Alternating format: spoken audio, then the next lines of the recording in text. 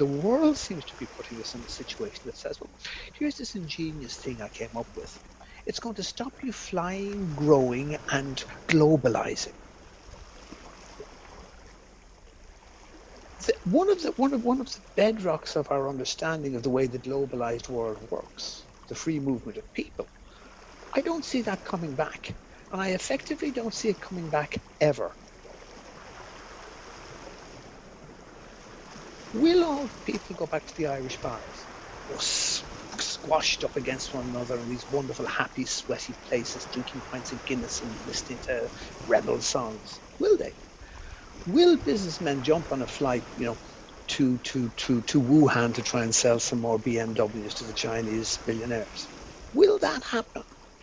What does this mean for world trade? And the thing that strikes me is that this doesn't need any human intervention or any ingenuity or any plan. This is simply how it's going to unfold. People are going to find themselves restricted, localized, changed.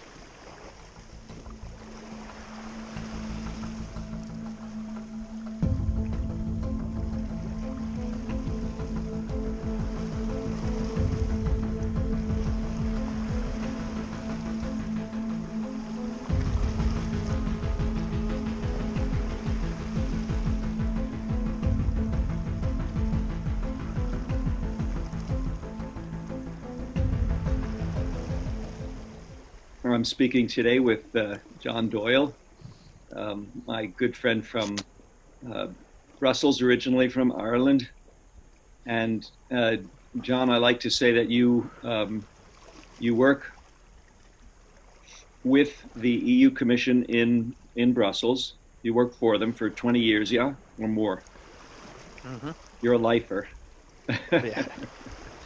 And but the opinions that you express and the statements that you make are your own, and they don't represent official opinions of the EU. Correct. And in fact, it's one of the great things about the EU and the European Commission as well, that it's also primarily probably a generator of ideas. Its primary and first function is to come up with ideas, to take initiative for the benefit of European citizens, which is, both a joy and a privilege and a responsibility. But it's actually the thing that makes the European Union unique. I'm probably particularly lucky in that I work a lot on foresight, which gives us the chance to work, outside normal strictures. But yeah, as I say, I'm proud to be an employee of the European Commission. But these views and are mine. And they sometimes kind of get you in hot water. Of course, we're all in hot water, but well, in the sense that, as I said, the European Commission ceases to exist when ideas cease to bubble up. And one of my favorite bosses, an eminent Director General, famously told me, and this is a spirit that runs right through the Commission, he said, it's always better to ask for forgiveness than ask for permission. Okay. And so there's a spirit of that runs through the Commission, a courageous will to take initiative, because this is our duty, our obligation, our right, and our honour to be that part of the system that takes the initiative, which is then adopted or not by the Parliament and the Member States. So the right of initiative and the spirit of taking initiative and thinking independently is a very core part of what the European Commission does. Great. It's not just simply rubber stamping things. No. As I say, it is a public sector organisation, sound and efficient management, guardian of the treaties, all that good stuff. But it is unique, I think, in the history of all public sector organisations worldwide in having this special remit to sit down, think about stuff, and come up with ideas that might ultimately be translated into legislation or specific actions. And that introduces a natural tension. That creative tension is good. And as I say, one has to work within certain strictures most of the time, but one is also hugely liberated to think freely. We all walk a line in our work, but the Commission is a particularly good place for people who want to bring the creative and new to apparently intractable problems. The Germans and the French going to war every 50 years for about 300 years. How do you stop that? Yeah. Okay, you set something up where somebody comes up with generally very concrete ideas. How do we nationalize the things they keep fighting over? Mm. Nationalize is the wrong word, but how do we make common what Yeah. they keep fighting over? Coal, steel, land. Okay, if these things were kind of in some way a shared responsibility, maybe they wouldn't fight each other all the time. Yeah. So that's so it's both idealistic and very concrete. Could you used one word before that you and I know has a special meaning, Mm-hmm. but we need to elaborate on that a moment, or you Yep. need to. You used the word foresight. Now, Yes. it's an ordinary language Mm-hmm. member of the word in the English language, but it has a special meaning in the context that you used it. Please Yeah. explain to us what foresight means. Well, I can tell you what it means to me. My good friend who runs the Foresight network within the Commission, Nicholas, would probably disagree with me. But for me, it's a question of uh, having people of various expertise and various interests consider problems that are likely to emerge. Um, people people often think that foresight is something to do with predicting, I don't know, what color hair robots will have in 50 years, but it's really not that at all. It's a question of drawing original and unfettered intellectual insights into how things are unfolding, or could unfold, or will unfold. I mean, we often currently, because we're doing quite a bit of work thinking obviously around our existing challenges, we often try and remove the notion of future from foresight. So I would almost call it insight. It's okay, what's really happening? We know technically what's happening, and we think we understand that governments have to bail something out, but what's really happening? So that tends to be the thrust of the work. And funnily enough, it's always as much a learning curve for the practitioners as it is kind of an output for policymakers. Now, still, let me get to the kernel Yeah, of what I didn't go hear for you it. say, that Okay. foresight is a group. It's a distinct group of individuals who work within the EU Commission, perhaps in addition to some who are outside of it, but you gather together and well, nowadays you don't gather together so easily, but you work together, you think together, you communicate as a group. Yeah, correct. And there are several. In fact, this new commission has decided to mainstream foresight into all policy making at all levels, which is really interesting. Foresight has tended to be so there will be foresight activities across all the services. So whether it's dealing with research or agriculture or fisheries or strategies for transport, all all of our commission services contain a foresight element, and those foresight groups can work quite independently on foresight for the specific area, but then they always then meet in a network of to exchange these ideas and see how foresight, both the specific insights for their field and the broader insights that we might generate through contracts and so on and so forth, might better inform the overall thrust of policy. Furthermore, what the European Parliament and the council also conduct their own foresight activities. So it's one of the things I often quote a lady called Anne Mettler, who was part of the previous commission. ESPAS, which was the European kind of assemblage of foresight actors within the three institutions, produced the report where they explicitly, and for the first time, and something I mentioned when I replaced you in Geneva, explicitly and for the first time mentioned that humanity was facing an explicit existential crisis. That if we didn't turn this around in a big hurry, there was a measurable and not insignificant chance that our species was going over, over the brink. Now, this made quite a splash, headline wide, worldwide. So, yeah, as I force the notion of foresight is really, it's almost a safe space to think, and therefore attracts all sorts. Good. No, thank you. I wanted to clarify that because Yeah.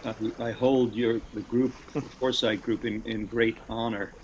um, for what it is. I don't think there's anything comparable in the United States, except what's private, you know, in the military Yeah, or the yeah, intelligence community. But you have a public intelligence organization out there. yes, Um, absolutely.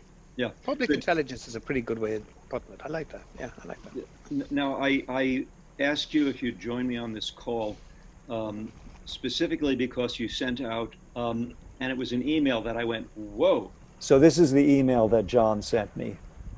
Dear Stuart, the following struck me in the context of Foresight deliberations here in Brussels.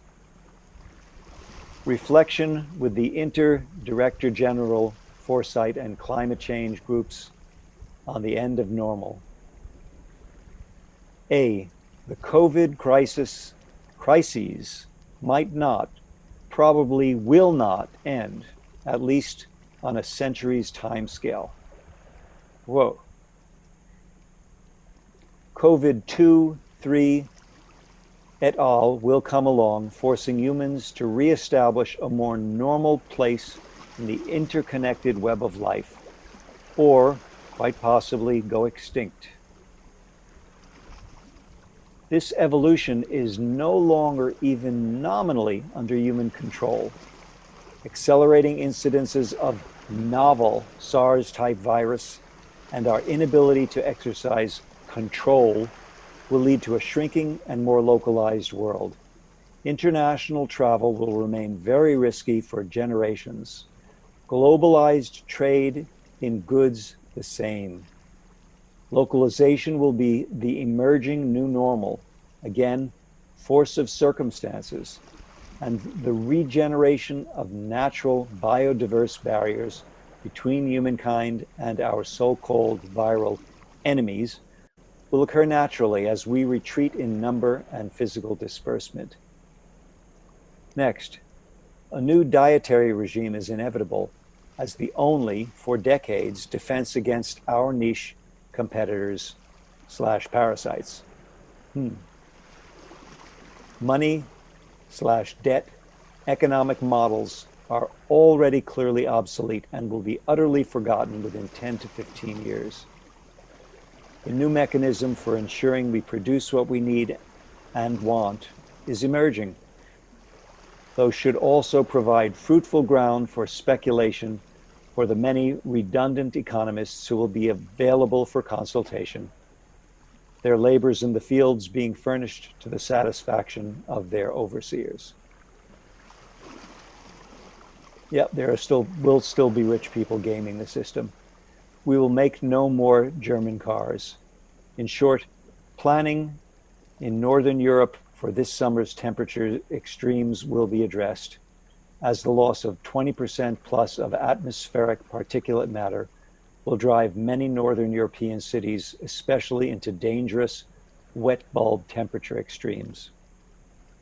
I expect this line of inquiry to be largely informed by the irresistible unfolding of events. It will certainly not be driven by ideas nor words. So I wanted to discuss that today, if you would. And I spend a lot of time thinking about, obviously thinking about all this stuff. So, in totally understandable fashion, the Commission, not unlike your own government, is desperately trying to keep things going for the time being. So, I mean, the first thing everybody does is try to put some money in the people's pockets, because countless millions of jobs in developed economies are now on furlough. So, how do people keep going? How does the economy keep going?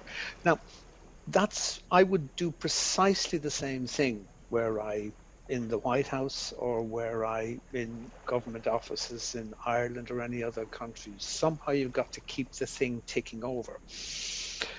My opinion, however, is that we keep everything ticking over just long enough for the realization to begin to set in that it never goes back. In fact, it never assumes any semblance of what we would have come to accept as being normal. Now, this seems obvious to somebody who works in the foresight domain. So, for example, we have loads of excellent experts around, who are interested in the whole SARS and the emergence of these novel strains of corona-type viruses. It is extremely unlikely that this is the last of these viruses. So even are we to entirely master it and come up with a miracle vaccine and so on and so forth, what about next year's one? What about the one after that? What about all the other ones that come? Now, this is a very powerful thing to have to come to terms with. There is no vaccine, there is no cure. I had never seen this coming. For me, one of the things that was in the back of my mind, well, I used to worry a little bit about antibacterial resistance and so on and so forth. But the fact that a virus could be the mechanism whereby Gaia, to use a famous term, Lovelock's term, whereby Gaia suddenly decides to right this particular ship, had never crossed my mind.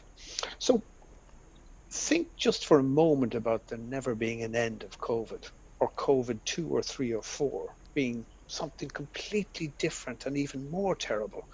Let's imagine COVID 3 in 4 years' time is something that attacks the kidneys, and everyone's running around looking for dialysis machines rather than respirators.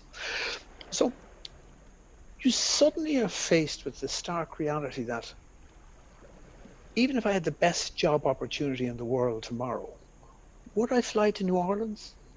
Would I take a job in Wuhan? Would they let me go to Mexico City? So you suddenly say that one of the bedrocks of our understanding of the way the globalized world works, the free movement of people, I don't see that coming back. And I effectively don't see it coming back ever. Now, I say ever in terms of, reasonable timescales, a couple of centuries, or decades at least. When we have discussed previously at great lengths, what the world needs to do to get itself off fossil fuels, there was this kind of delusion of human agency. That you and I and so many other people honestly thought if we could just tell the truth so that everybody understands, everybody would do the right thing. And there's the wonderful thing about COVID, the wonderful thing, it's a dreadful thing. I permit you that rhetoric because a lot of people are saying there's a very gleaming silver lining to this. Yeah. But the extraordinary thing about it is now this decision making is taken out of our hands. So COVID is still, let's say in 6 months' time, we've gotten over some sort of a peak. We're worried that there might be another one, a la the Spanish flu in 2019, 2020. Will all the people go back to the Irish bars, squashed up against one another in these wonderful, happy, sweaty places, drinking pints of Guinness and listening to rebel songs? Will they? Will businessmen jump on a flight, to Wuhan to try and sell some more BMWs to the Chinese billionaires? Will that happen? What does this mean for world trade? And the thing that strikes me is that this doesn't need any human intervention or any ingenuity or any plan. This is simply how it's going to unfold. People are going to find themselves restricted, localized, changed. The other thing that this does then is wonderfully allow the natural systems perhaps to recover, naturally restoring those biodiverse barriers and in distinct ecosystems, which keep the whole system from being interconnected in a very sterile and, we now realize, hugely vulnerable way. Because there's no magic bullet for this. There's no magic vaccine. There's no iPhone app that gets rid of this. What has to happen is a strangely renegotiated place on this planet. I'm not entirely sure we can do it. If I was a betting man, I'd still say we won't be here in 20 years. However, given that the planet is now implementing almost word for word Greta Thunberg's proposals, in terms of emissions reductions and so on and so forth, maybe we have a chance. Well, that's a debate for another day. But no, seriously. But I want to go a little bit further down the path that you've started us on, which is not only will things probably not go back to the way they were, cannot go back to the way they were in terms of our economic view of human reality. Yeah, I'm famous for poking holes and saying what we call economics is a particular brand, a particular model called neoclassical growth economics. We may not be able to go back to growth. We hopefully will not be able to go back to growth. So what we need, I believe, at this moment is we need people at the EU Commission and other places. I won't say Washington, D.C., because we know that's owned right now by a kleptocrat. But we need to get some kind of way of distributing goods and services and keeping people alive, albeit not necessarily at a luxurious, privileged, everybody wants the great American dream kind of level, but we need... Or the great European dream. I'm pretty comfortable too. The meme is the great American dream over here, but... Yeah, I know. Okay, but not only won't we be able to get back to that, is we shouldn't even be aiming for it. So it's your job and my job to say, hey guys, there's another way, a la ecological economics, Herman Daly, Kate Raworth, and I am looking forward to viewing and publishing their talk. It's great. It's good. Anyway, I would go a little bit further. I find myself, and I mean, we both also have an interest in philosophies, both Eastern and Western. But I suppose, in particular, what's striking about this is almost it almost has a Taoist feel to it. We have clearly lost our way. Now we've known we've lost our way. It's very hard not to know you've lost your way when a 16-year-old child will be a far better person to have in charge of a country than the 74-year-old man-child for whom, strangely, I feel nothing but pity. You know, God Almighty, he must be so sad. Anyway, but you know there's something seriously wrong with the world. It must have been the same feeling those brave centurions used to have when Nero was kind of at his worst in Rome. They must have been looking around and saying, there's something wrong with this, guys. This can't last if this is the guy taking the decisions. So, and it's not just that. We can see our ecosystems collapsing around us. The barrier reefs, our food systems, the shift in the polar vortex. We know we're in deep trouble. And one of the things that I find interesting about this is it doesn't matter how much you know it. We don't seem capable of acting on it, and that's fascinating. So that's kind of the addict's lament. And what's interesting to me is we have never really had agency, in my opinion. We haven't had the humility to understand our place in the universe and surf along and have a good time. But it's now patently obvious that we don't have agency. And curiously enough, the world seems to be putting us in a situation that says, well, here's this ingenious thing I came up with. It's going to stop you flying, growing, and globalizing. Now, if I had to come up with a plan for saving the planet, that pretty much would have been it. Now, I don't want to anthropomorphize planet Earth, but wow, that gives us a fighting chance. In terms of our agency or lack thereof, yes, our illusion that we were in control. Yes, excellent. The way I constitute it, and it's obviously just one way of putting it, is that we've had the cart before the horse for a long time, thinking that we controlled money and the economy. But in fact, my thesis, which kind of got me on the road to being heard when I presented this at the climate talks in Lima in 2014, my point was that money, capital M, is a thing, a virus, a meme. It's a thought form. It's not the stuff in your pocket predominantly. It's all of the instructions by which we operate, and money operates us for its own reproductive purposes. I mean, when you said bail out, that's not the right term, because what it means is that the nations are going to their private central banks. Central banks are not part of the nation; they're private, and they're saying, states for sure. except for maybe one or two countries. I mean, Deutsche Bank. So they're going to their banks and saying, we got to print more money. We got to try to jumpstart this engine again. And that means put more money out there, put more. And then we know human frailties, what they are. Most of the money will go into corporate CEO pay, and very little of it will trickle down. And they'll give a check to, a little bit of money, so everybody feels like, oh, they've gotten something out of this $2 trillion bailout in the United States. But it's money reproducing itself across humanity, and money only has the program of consuming resources to make more money. Money doesn't think, but it uses our thinking capacity.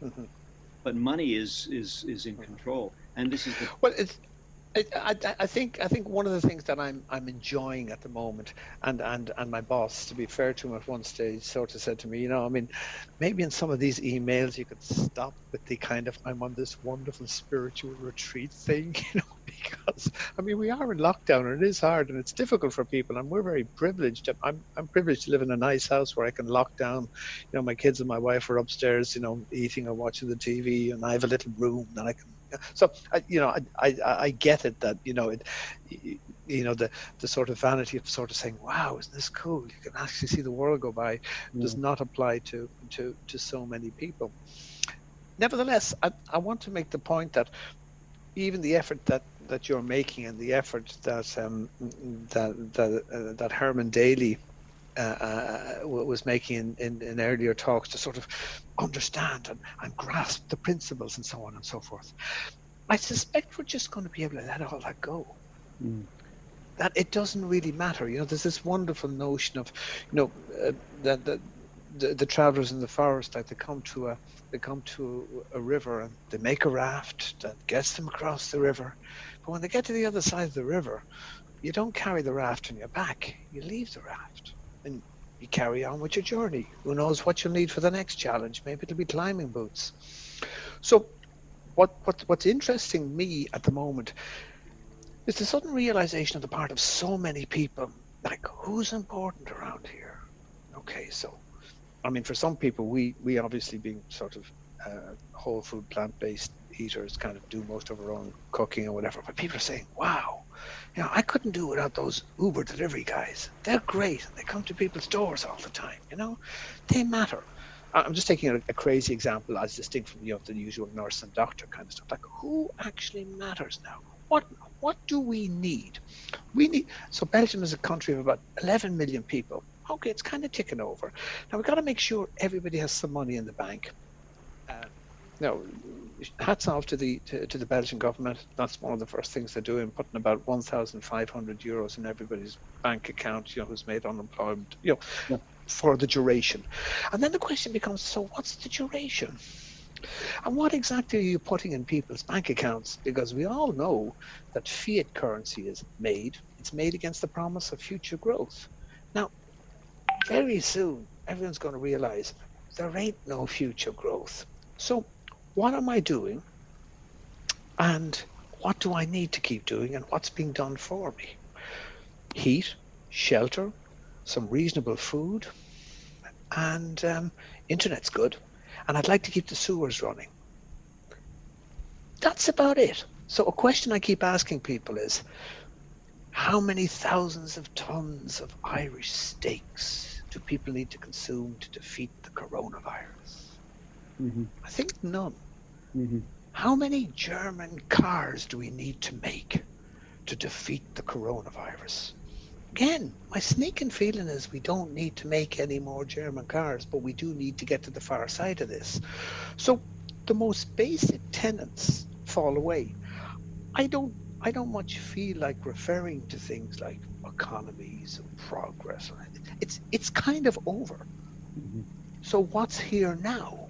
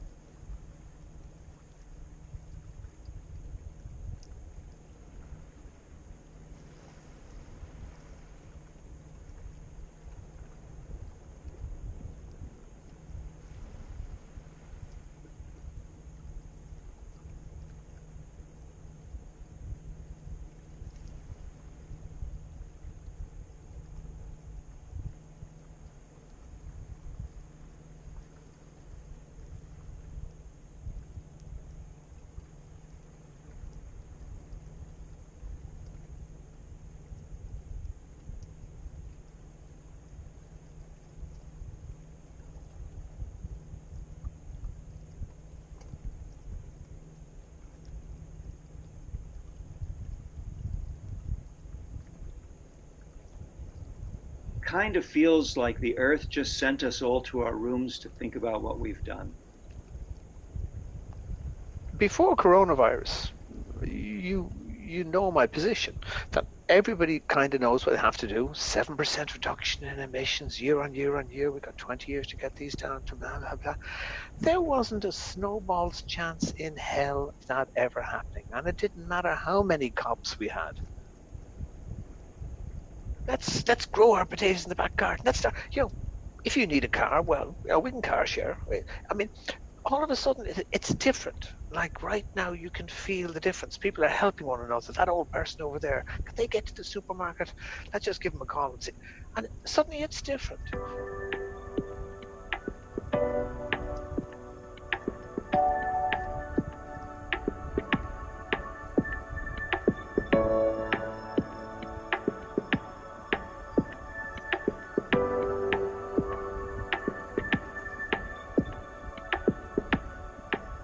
Every evening here at 8 o'clock, we open the windows in the evening and we clap our hands raw for the medical staff and for the people who are trying to keep things going.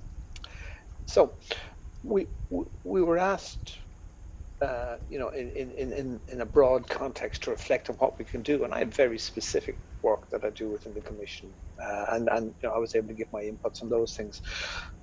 But as somebody with an obligation, a right, a duty to use my capacities to think about the big picture issues, it struck me that what I needed to also do, particularly in the context of our foresight work, was to raise the big issues. So I guess what I've raised here are these big issues. As we look towards piecemeal survival, day in, day out, that's good. But we also need to begin to feel the really profound change. So what I have suggested to the groups that I work with is that we begin a reflection, inter-DG Foresight, climate change groups, all the kind of ideas stuff that's going on in the EU at the moment.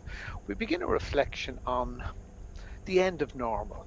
And I made a couple of very rapid points. I said, one, the COVID crisis might not, in fact, probably will not end, at least on a century's timescale. COVID 2, 3, and so on and so forth will come along, forcing humans to re-establish a more normal place in the interconnected web of life. Or we might quite possibly go extinct. There's no short-term cure for this. This evolution is no longer even nominally under human control. That's the big revelation to me as I sit here in isolation. Accelerating incidences of novel SARS-type viruses and our inability to exercise control will lead inevitably to a shrinking and more localized world. International travel, just as one example, will remain very risky for generations. Globalized trade in goods, the same. Localization will be the emerging new normal. Again, force of circumstances. And the regeneration of natural biodiverse barriers between humankind and our so-called viral enemies will also occur naturally as we retreat in number and physical disbursement. I would suggest a new dietary regime is utterly inevitable. I would suggest that as the only, at least for decades to come, defense that there is against our niche competitor / parasite, this particular virus and other viruses, the only real way to combat this virus is for people to be extraordinarily healthy. The only way for people to be extraordinarily healthy is to stop the ridiculous, animal products-based diet that has been one of the primary contributors to the destruction of our planet to date. Heavy meat consumption, heavy sugar consumption, heavy processed food, dairy, fish, all that kind of stuff. Human beings should be eating a plant-based whole food diet largely composed of starches. Dr. Neil Bernard, the famous China study, and so on and so forth. We've known this for centuries, but it might actually happen this time because there's no stopping getting the virus. But if your resistance and your immunity is strong, you might not get it. But if you get it and you have strong resistance and immunity, you have a better chance of survival. And we're probably all pretty much going to get it, or its first cousin, or its son or daughter within the next few years. So human beings who do not eat these carcinogenic, debilitating diets, don't have underlying issues, manage to survive. So I think it's something that's going to happen. You don't need to make veganism popular anymore. People just don't want to die in hospitals. I would suggest as well that money and debt economic models are already clearly obsolete. I mean, how many times do you bail out banks and massive big companies? I mean, they're clearly obsolete. I'd go further, I would suggest that they would be utterly incomprehensible to most people within 10 to 15 years. People will wonder what this thing called an economy was. One of my favorite questions to people at the moment is, what's an economy?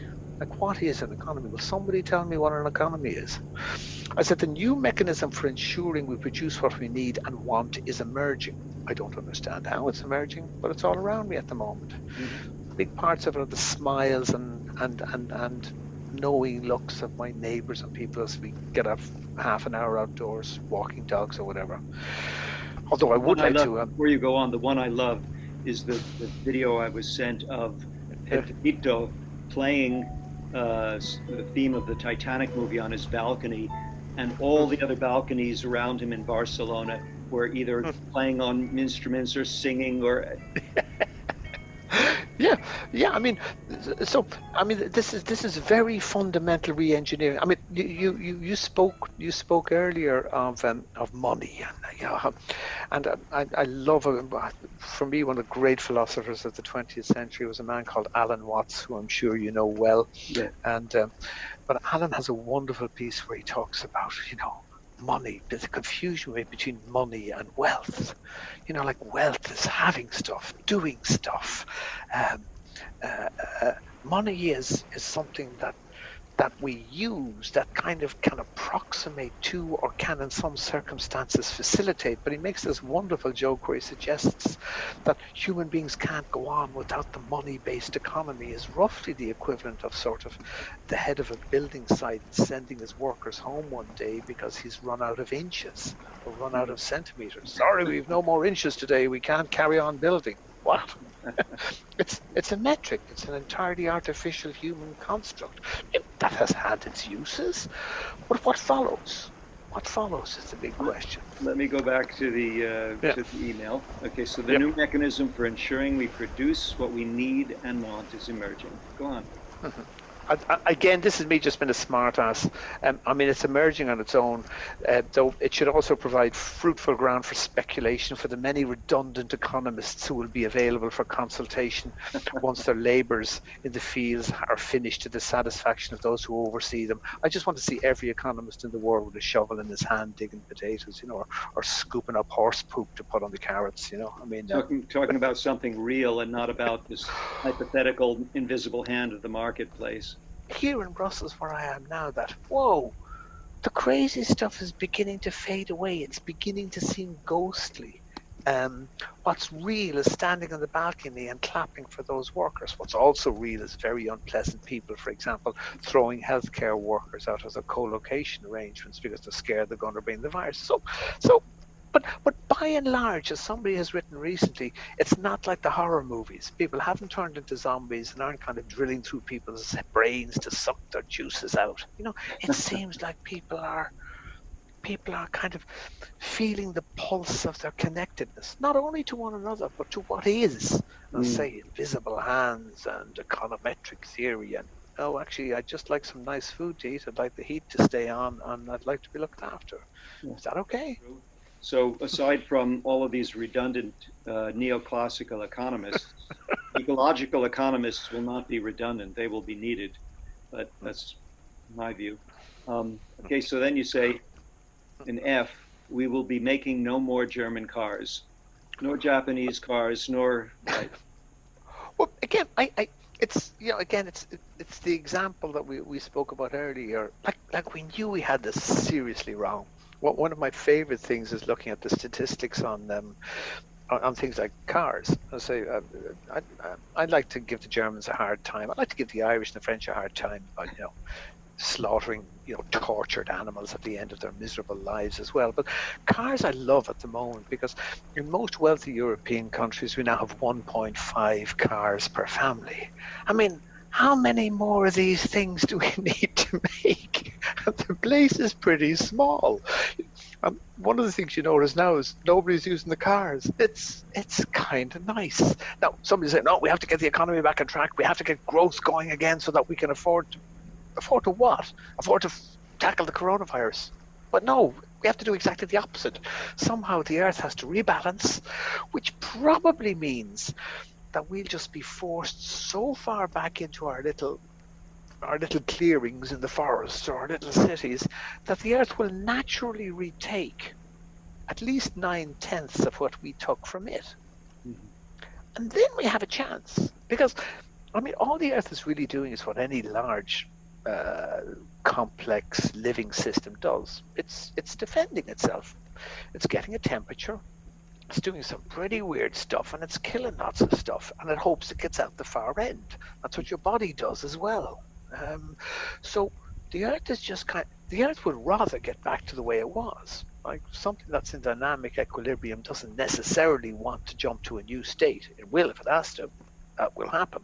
But curiously, the opportunity presented here is for it to actually restabilize to a climatic and ecosystem stability that still has a niche for humans. How cool would that be?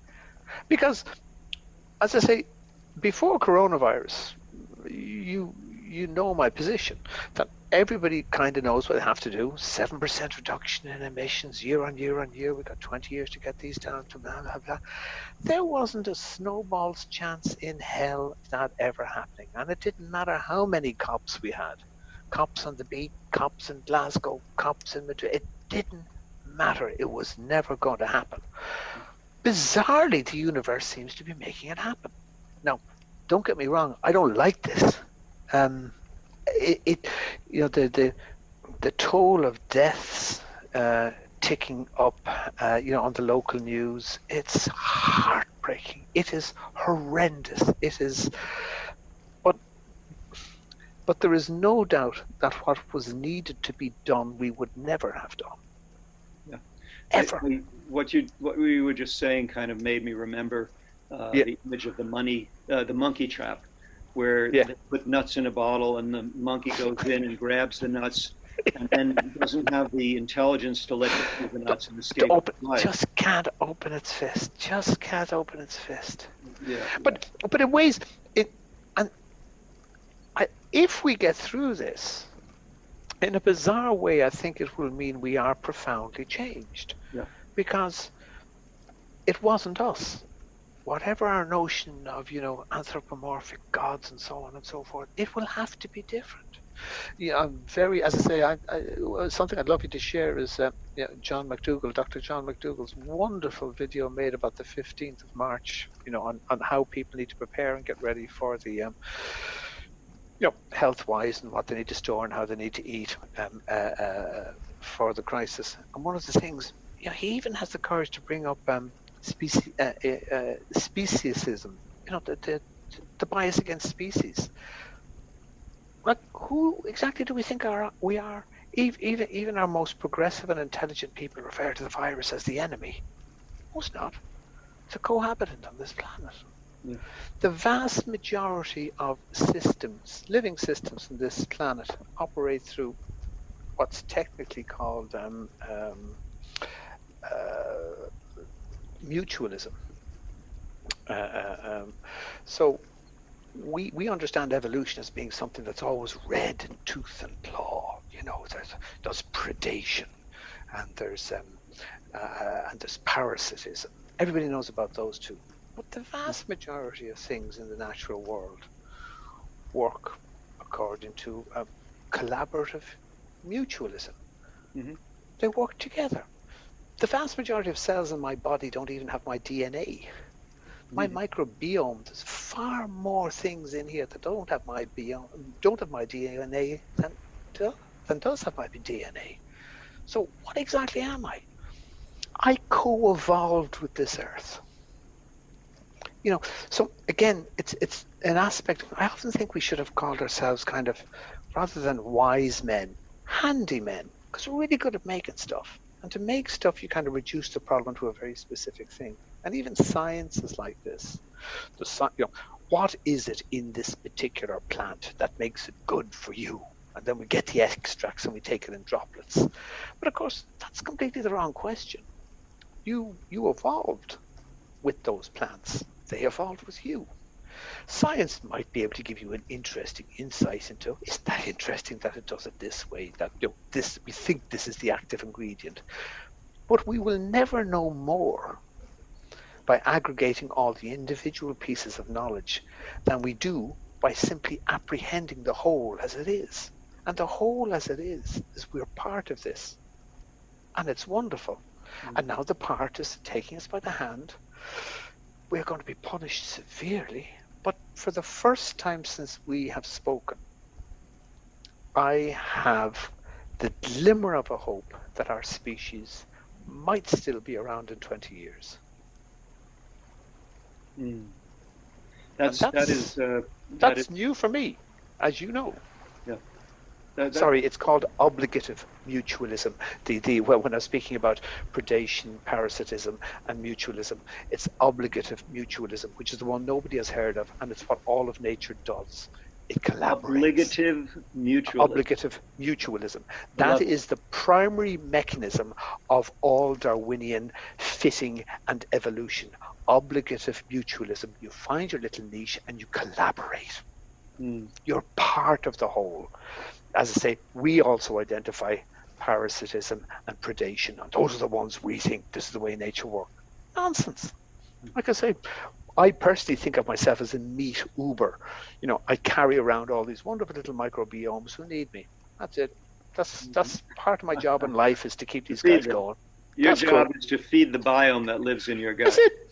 I mean, but I'm only kind of half joking. I'm in no way superior to these things. The mitochondria were a foreign being to the single cell that they got into Brilliant. The obligative mutualism with, where if you take me inside of your cellular body, I will feed you energy if you will feed me. There it is. Now that's kind of, and somehow we managed to reduce everything to the selfish gene and individuals out for their own outlook. I mean, you even stand in awe of I look at the medical people here, or the guys driving the buses, or the girls at the supermarket checkout, and they are mostly girls, to be fair. Like, they're turning up for work. They're seeing people going past every day who could have the virus. They're turning up for, the lowest paid jobs.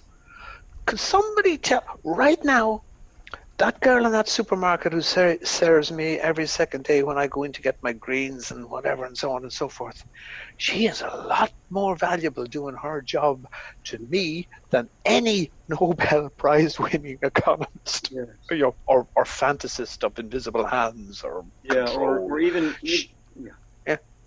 I'm just thinking how our society has it so backwards, where we pay our farmers and our teachers and the people who deliver the goods and services we need to survive are the lowest paid, and the people who figure out how to sell us more crap are the highest paid. I love that. I was going to finish my story about the German car manufacturers. What I love about them, I'm being mean to Germans. I mean, it's everybody obviously, but it says, how do we get more cars sold? Okay, we can move into China, and then they have this wonderful. We can lie about our emissions. You can't say that. Yeah, I know. But I mean, it's the same. I mean, you talk to Irish nutritionalists; they're all educated in Ireland. Oh, meat and dairy have a hugely important part on the nutrition pyramid. Well, yeah, if you want to die of cancer or cardiovascular problems or cancer, they do. But if you'd like to live a healthy life and not see a doctor till you're 60 or 70, I mean, maybe you should eat what human beings were designed to eat. But so I mean, it's not, yes, I mean, the emissions cheating scandal was a fabulous piece of dishonesty, but this dishonesty is everywhere. And this is currently what we were incapable of escaping from. And suddenly, we didn't even escape from it. It just kind of disappeared. COVID just took it away from us, and it's not going to give it back to us. Which is Again, short-term thinking, and that's okay. People turn to me and say, well, John, you must be happy. All the emissions have gone down. What's happening currently in terms of the climate is the single biggest terror, I would say, that any independent climate scientist could have had, aside from when the Arctic ice goes, and that'll go this year. The Blue Ocean event. The Blue Ocean event will almost certainly occur this year, and that's the challenges this will lead to. Not immediately, but in the coming years, you're looking at easy and extra degrees temperature. But the other thing that's hugely frightening is the aerosol masking effect. So few enough people know that one of the great benefits of burning coal in particular, is that not only does it send out loads of CO2, which warms up the atmosphere, but at the same time it sends out loads of particulate waste, which keeps the atmosphere cool. It's like a little parasol, thousands and countless billions of little parasols which reflect the sunlight. We know from 9/11, I'm talking about the second one, when the, not Pinochet, I'm talking about the one in New York, not 1973 Pinochet. But when 9/11 happened and those aircraft were grounded over the United States, what we saw was a +6 and a +0.6 and a -0.5 swing in temperatures within 3 days, just from the contrails. Now, it's difficult to know whether contrails are particulate waste from fossil fuel burning, and in particular, dirty coal, which is the bigger effect. But all the recent papers seem to indicate that we lose 30 to 40%, only that, of particulates in the air suddenly. And this will lead very, very quickly, almost instantaneously, to 1 degree jump in temperature. Yes. Just bang. Now, so this terrifies me at the moment, because even though China might be getting back on track, and they do a lot of the manufacturing, everywhere else is closing down. So bizarrely enough, although obviously a climate obsessive, the last thing that I would be shutting down would be dirty coal plants. You stop the cars first, you stop the petrol first, you stop the diesel, you stop the methane, the natural, everything else, and then slowly start getting rid of that particulate waste, which is essentially geoengineering us to a degree cooler than it would otherwise be, as well as, and the problem with that is losing it instantaneously. You get the heating effect almost instantaneously. Putting it up there, the full effect of CO2 emissions tends to take about 10 years. So in fact, this sudden drop in, of all things, dirty coal terrifies me. Europe was within 20 percentage points relative humidity and 1 degree of having a wet bulb event. Sorry, Brussels, as I said in Geneva a couple of years ago, whenever it was, 2 summers ago, we hit 41 with 40% relative humidity. I think you have that particular slide that I show all the time. It is very likely, therefore, that this summer, given that we'll have far less Arctic ice, we look definitely to have an El Nino, and this particular issue, it is very likely that even as far north as Brussels, we're going to have wet bulb events, maybe for days. Now that will be tens of thousands of people dying in the streets, particularly the elderly and the infirm, because we don't have the air-conditioned facilities here. So one of the things I'm interested in doing is getting people to please, can we identify where there's air-conditioned facilities for late July, late August, so we can get people into these facilities, which doesn't really work too well with social isolation. Let me clarify what you mean by wet bulb for people in the audience watching this who don't understand. You sent me a wonderful graphic called the heat stress index chart. You've got Fahrenheit and centigrade temperatures down the left-hand column.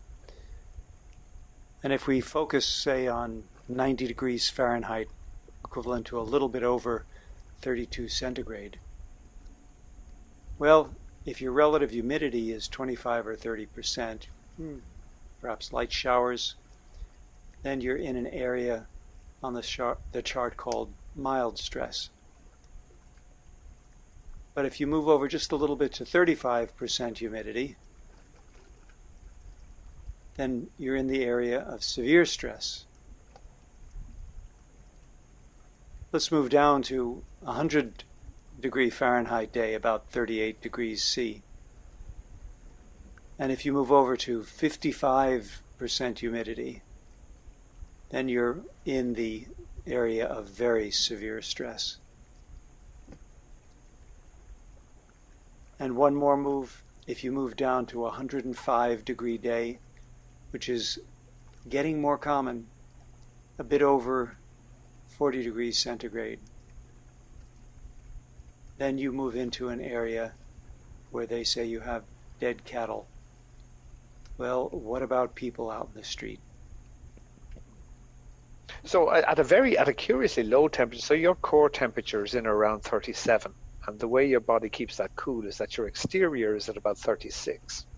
So it can transfer, so the core protecting the organs can transfer heat to the exterior. And the way the exterior gets rid of it is it lets it evaporate in terms of sweat into the air. But if that air, even at only 36 degrees, I'm not sure what that is in weird American stuff, but even at that 36 degrees, where there's 100% relative humidity in the air, evaporation can't occur. What happens is the water just comes out and falls onto the ground. It takes no heat from the core. Yeah, you sweat, you just drip sweat. It just falls off you, but there's no cooling possible. Doesn't evaporate. And in the same way, if it's 40 degrees, you only need it to be about 60 or 70% relative humidity. And at that stage, you're cooking. Your internal organs cook. The fittest person in the world has 6 hours in those conditions. Yeah, so all those allusions to frog in the pot are quite relevant. Yeah, so I mean, and again, it's a sort of a thing that, and this is the sort of thing that's interesting me now.